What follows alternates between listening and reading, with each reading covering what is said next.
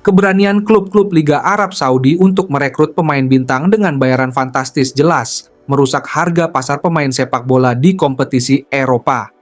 Sejak mendatangkan Ronaldo dengan bayaran yang disebut mencapai 200 juta euro per tahun, mata dunia sepak bola langsung mengarah ke Al Nassr dan Liga Arab Saudi. Walaupun Ronaldo adalah mega bintang sepak bola, namun usia Ronaldo saat itu yang sudah menginjak 38 tahun membuat banyak orang terkejut dengan bandrol gaji yang diberikan. Alhasil, bayaran tersebut membuat Ronaldo berstatus sebagai pemain sepak bola dengan gaji termahal di dunia, melebihi pemain-pemain muda yang masih punya karir panjang di Eropa, seperti Kylian Mbappe dan Erling Haaland. Teranyar, Vinicius Junior mendapat tawaran gak ngotak dari raksasa Liga Arab Saudi Al Hilal untuk meninggalkan Real Madrid. Upaya Real Madrid untuk mempertahankan tim terbaiknya menemui cobaan berat. Sebelum lanjut, jangan lupa subscribe dan nyalakan loncengnya.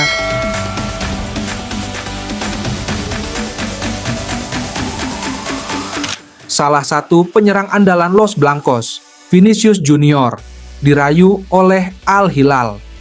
Langkah awal pun telah dilakukan sang klub peminat demi menarik keluar pemain terbaik Real Madrid.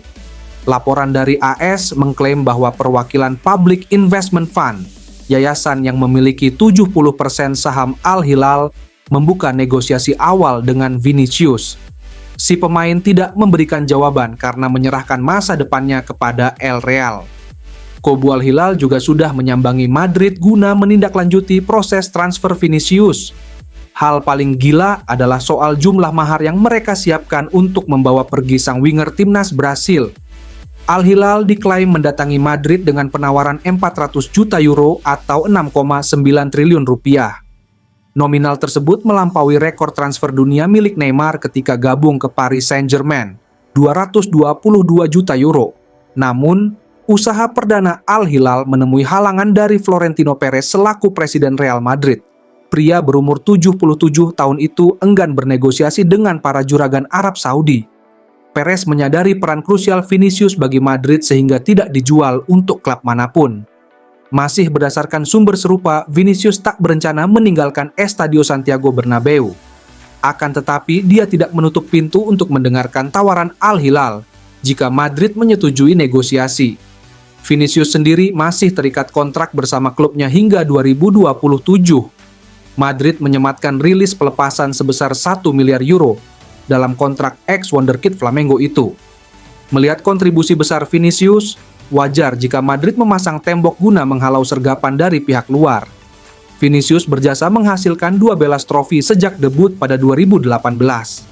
Dia juga mencetak gol dalam partai final saat Madrid menjuarai Liga Champions edisi 2021-2022 dan 2023-2024.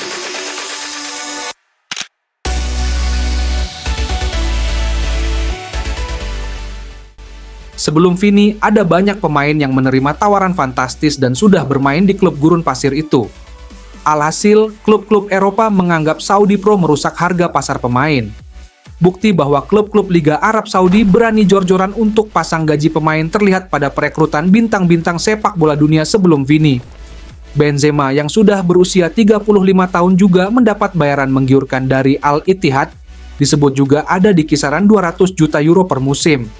Bukti lain bahwa Liga Arab Saudi benar-benar mengganggu harga pasar pemain-pemain Eropa ada pada N'Golo Kante. Gelandang jangkar yang tampil impresif bersama Leicester City, Chelsea, dan timnas Prancis ini, Kante juga sudah tersisih dari tim utama The Blues lantaran performanya menurun. Namun saat tawaran dari Al Ittihad datang, Kante menerima bayaran 100 juta euro per musim. Angka tersebut tentu jauh dari standar gaji yang mungkin bakal diterima Kante bila bertahan di klub Eropa. Gambaran tersebut jadi bukti jelas bahwa Arab Saudi unggul dari klub-klub Eropa perihal bayaran tinggi pemain. Sebagai perbandingan, Mbappe yang saat ini jadi salah satu pemain terbaik di Eropa hanya mendapat gaji sekitar 72 juta euro per tahun. Sejauh ini, kesamaan perekrutan pemain-pemain bintang Eropa ke Liga Arab Saudi adalah mereka mendapatkan pemain dengan status bebas transfer. Dengan kondisi itu, klub Arab Saudi bisa jor-joran dalam hal gaji pemain. Bayaran menggiurkan ini yang mungkin bisa jadi celah untuk eksodus pemain-pemain bintang Eropa lainnya ke Arab Saudi. terutama bagi mereka yang sudah berusia di atas 30 tahun dan sudah merasa puas dengan pencapaian di level tinggi.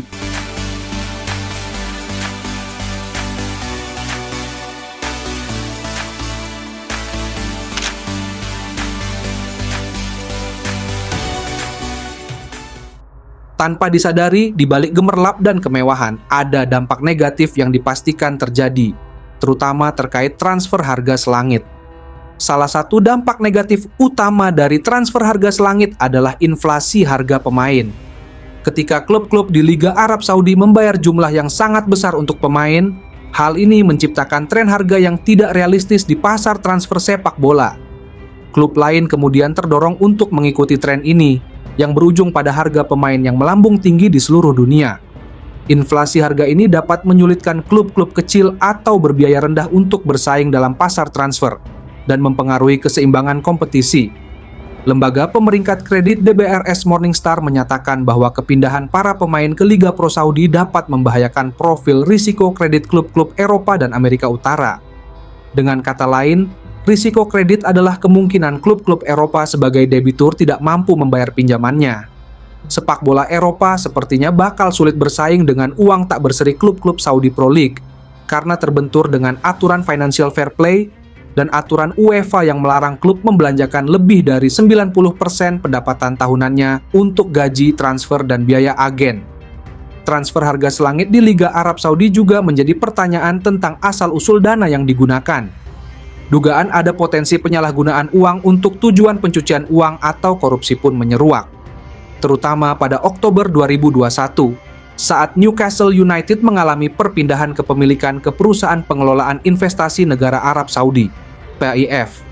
Pengambil alihan Newcastle United oleh PIF Saudi disambut dengan kritik karena dianggap sebagai upaya untuk membersihkan reputasi semata, untuk membersihkan dari catatan buruk tentang hak asasi manusia.